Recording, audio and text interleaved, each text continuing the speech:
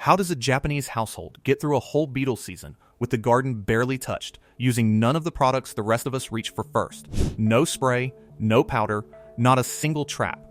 Because you have tried the trap. You hung the bag at the edge of the yard, and by week's end, it sagged with the weight of them. That same week, more beetles were on your roses than before you put it up. That bag worked like a billboard.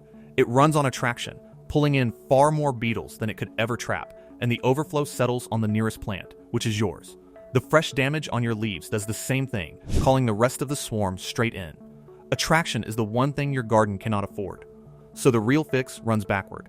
You stop hunting the swarm, and you take away the reason it came. Do that, and the beetles stripping your plants right now thin out within a couple of mornings, while next summer's swarm never gets the invitation at all. And the strangest part is where next summer's swarm is coming from. A good share of it is being raised right here, a few inches under your own lawn. So here is how this works. Start with the damage, because it is what sent you searching in the first place. You go to bed with a healthy plant. You come out with your coffee, and the leaves have been turned to lace, just the veins left, like someone traced the outline and rubbed out everything inside. On a rose, it reads as brown skeleton leaves. On a fruit tree, it goes further. One gardener watched a plum go from full to bare sticks, and the moment it was stripped, the swarm lifted off and moved straight onto the huckleberry bushes beside it. That move is the part almost everyone misses. The beetles did not pick that next bush by chance. Something guided them to it. When a Japanese beetle bites into a leaf, the wound makes the plant release a cloud of scent into the air. The feeding beetles add a signal of their own on top of it. Together, those two smells go up over your yard like a flare, and every beetle downwind reads it as an invitation to a table already set. It is why they swarm one plant, while an identical plant 10 feet away sits untouched. One sent the invitation, the other stayed silent. So the fix has two jobs. Take the guests off the plant and turn the invitation down. The method is older than any product, and the Japanese have a plain word for it: moshitori, the ordinary summer work of going out and taking the insects off by hand. You do it at first light, because beetles are cold and slow in the early morning, too sluggish to fly. Fill a wide bowl or an old tub with water and a good squirt of dish soap. Hold it right under the leaf, since their escape move is to drop, and tap the branch. They fall straight in, the soap breaks the surface so they cannot float back out, and that is that. Nothing sprayed, nothing on your food. Then pull the 2 or 3 worst chewed leaves and throw them out, which turns the scent down at its source. Run one round at dawn and another in the evening for 3 or 4 days. You are not trying to win it in a single morning. But gardeners who stay with it describe the same curve every time. Dozens and dozens on day 1, down to 1 or 2 by the end of the week. The plant stops being the loudest thing in the yard, and the swarm stops showing up. Tell me down in the comments which plant is taking the worst of it in your yard. The roses, the beans, a fruit tree, whatever it is, because the next fix shifts depending on what you grow.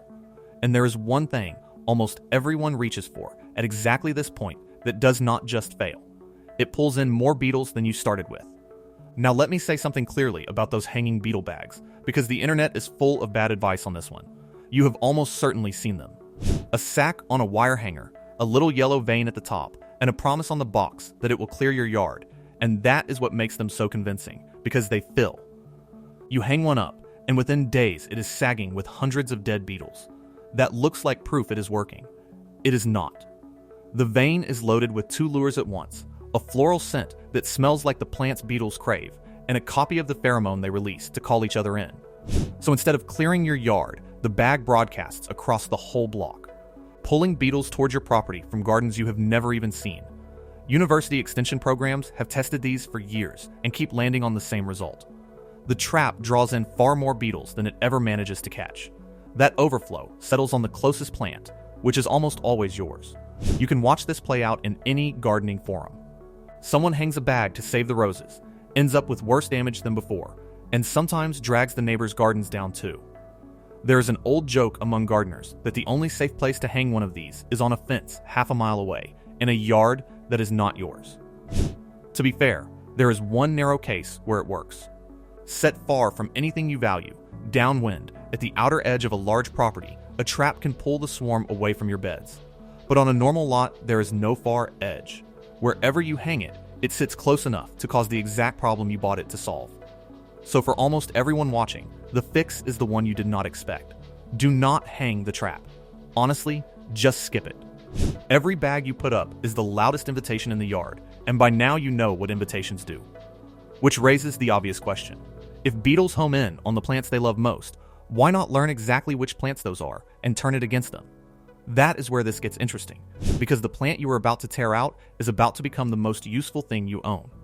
Next, look at how the damage is spread, because it is never even. A few plants get destroyed while the ones right beside them are barely touched. The roses get shredded, a grapevine goes to lace, the plum takes a beating while a tree the same size across the yard is left alone. Beetles are picky, and they come back to the same short list every year: roses, grapes, cherries, plums, and a few showy flowers like rose mallow and canna. The instinct is to treat that favorite plant as the problem, rip it out, or hit it with everything you have. That is backward, and it throws away the best tool in the yard. Because that concentration is a gift. Those magnet plants are sending the loudest invitations, which is why the swarm piles onto them. But a swarm that piles onto known plants has just told you where it will be, every morning, all season. You are not chasing beetles across the whole garden anymore. You know the 3 or 4 addresses they will show up at, and in pest control, knowing where the enemy gathers is most of the battle. So you use it 2 ways. First, protect what you refuse to lose. Drape fine netting over your prize plants for the 4 to 6 weeks the beetles are flying. This comes straight out of Japanese kitchen gardens, where fine mesh has been laid over young crops for generations to keep insects off without a drop of anything toxic. A roll of mosquito netting costs a few dollars and lasts years. One honest catch. If a plant is in bloom and still needs bees to set fruit, do not seal it up for the whole stretch, or you shut the pollinators out along with the beetles. Net the ornamentals and the foliage, and time the cover on anything still flowering. Second, turn a magnet into a decoy. Pick one plant they already love that can take a beating and recover, a canna, a tough hibiscus, and let it gather the swarm on purpose.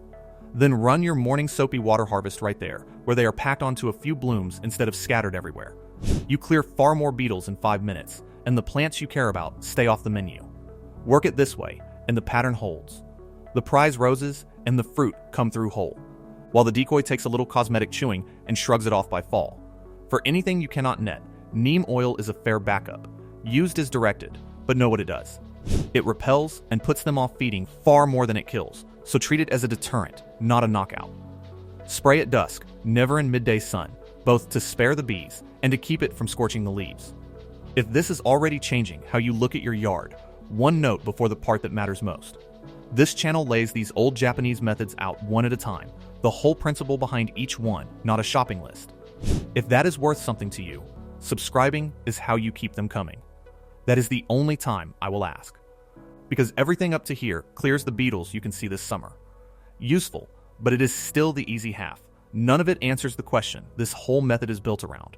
Where is the swarm actually coming from, and why does it return like clockwork every single year? Now we get to the part that actually deserves the word Japanese. It is the part that turns all of this from a chore you repeat every summer into something you can finally set down. Everything up to here has been about the beetles you can see. Real work, real relief, but all of it is cleanup. None of it answered the question you started with. Why do they come back every single year, right on schedule, no matter how many you drowned last season? The answer surprises most people. A good share of next year's swarm is being made right now, a few inches under your own lawn. Through late summer, the females leave the plants and burrow down into the turf to lay their eggs. They like it soft, watered, and green, which describes the exact lawns people work hardest to keep. Those eggs hatch into grubs. The grubs wait out the winter in your soil, and when the ground warms, they climb up as the shiny beetles that make straight for your roses. The yard you are guarding is also the nursery. And that is the whole method in a single turn. It is not an invasion, it is an invitation, and you have been renewing it every year without knowing you signed it. Once you see that, prevention stops being a product you buy and becomes 3 habits that run in the background. The first is milky spore.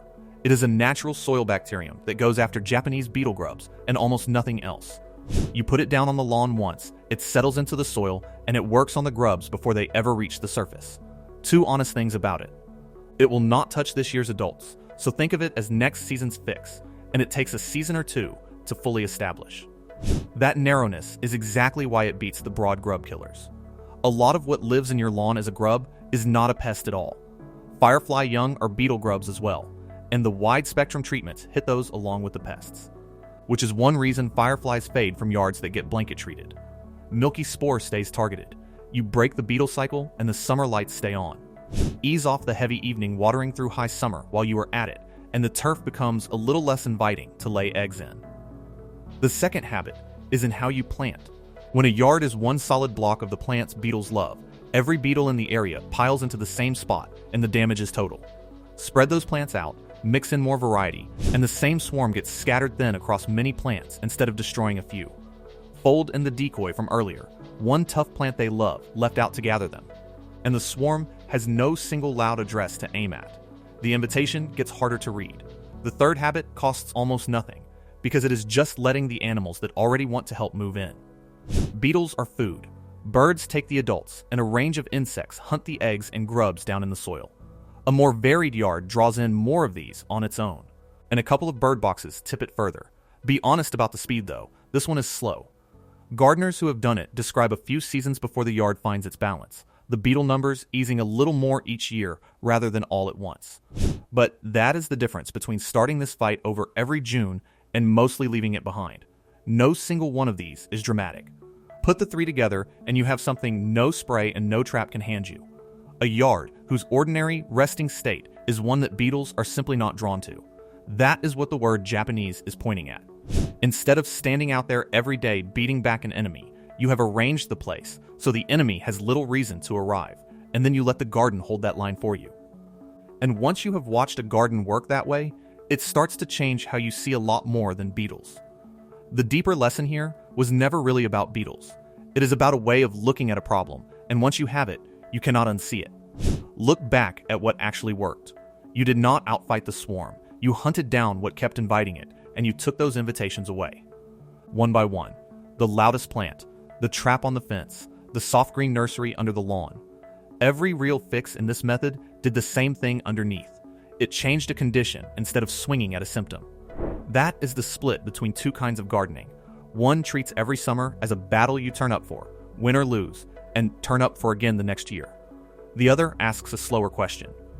What is it about this place that keeps producing the thing I keep fighting? Answer that honestly, and the work mostly stops needing you.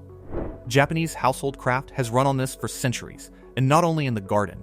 A beetle swarm, a bloom of black mold in a damp bathroom, a weed that comes back every spring in the same crack of the path. Different trouble, one habit of mind. You look past the thing in front of you, find the condition feeding it, and change that, until the trouble runs out of reasons to return. Watch it work once on something as stubborn as a beetle swarm, and you start seeing those invitations everywhere. It is worth adding up what this actually costs, because the gap is almost comic. Your entire kit is a bucket you already own, a squirt of dish soap from under the sink, a few dollars of mosquito netting that lasts years, and one bag of milky spore. The spore is the only real expense, and it lands somewhere in the low tens of dollars, put down once, working for years. The soapy water harvest is free. The decoy plant is one you already grow. Call the whole method a one-time cost in the range of a single restaurant dinner, and most of it never needs buying again. Now the other path. A hanging trap runs a few dollars, but the lure cartridges quit after a few weeks, so you rebuy through the season. Bottles of spray empty and get replaced. And all of it resets to zero every spring, because none of it changed why the beetles came. So you are back at the store next May doing it again. Add up a few seasons of that, and you have spent multiples of the whole Japanese method on products whose main achievement in the trap's case was calling in more beetles. Then add the roses you lost and the fruit you never got, which is the bill that actually stings. One approach is a small thing you set up once. The other is a subscription to a problem you never solve. So here is where to start, this week, without buying almost anything. Tomorrow morning, before the day warms up, take a bucket of soapy water out to whichever plant is getting hit hardest. Hold it under the branches and tap. That is the entire technique, and it is the fastest relief you will get. Do it again in the evening, and repeat both for the next 3 or 4 days. This is the stretch that thins the swarm, so this is the part not to skip. While you are out there the first morning, notice which plants they have chosen. Those are your magnets, and now you know the handful of addresses to check each day instead of patrolling the whole yard. Pick one prize plant you refuse to lose and throw a length of netting over it. Leave one tough plant they love uncovered on purpose as your decoy and harvest off it. If there is a trap hanging in your yard right now, take it down today. That is not a step you build up to. It is the one thing helping them. Then the Season 2 move, the one that ends the cycle. Order Milky Spore and put it on the lawn in late summer so the grubs under the turf never become next year's beetles. And ease off the heavy evening watering while you are at it. That is the whole method, in the order that matters. Clear what you can see this week. Take away the invitations, then quietly let the yard stop raising the problem in the first place. That is the Japanese method for Japanese beetles, start to finish. And notice what it never asked you to do. It never asked you to spray your food, hang one more trap, or drive to the store for a rescue. It asked you to look harder at your own yard and take away the reasons the beetles kept coming. Clear the ones you can see with a morning bucket of soapy water. Net what you refuse to lose, and let a decoy gather the rest. Take down the trap that was working against you the whole time. Then, in late summer, close the door, the whole thing comes through. The soft turf under your lawn where next year's swarm is being raised right now. Do those, and you stop meeting these beetles as an enemy that turns up every June. And start living in a yard that simply gives them less and less reason to land. That is the shift worth keeping, long after the beetles are an afterthought. You spend less time fighting what is in front of you, and more time changing the conditions underneath that decide whether the fight ever starts. Turned on any stubborn problem in the house or the yard, the method is always the same. Find the invitation, and take it away. If that is the kind of thinking you want more of, subscribe.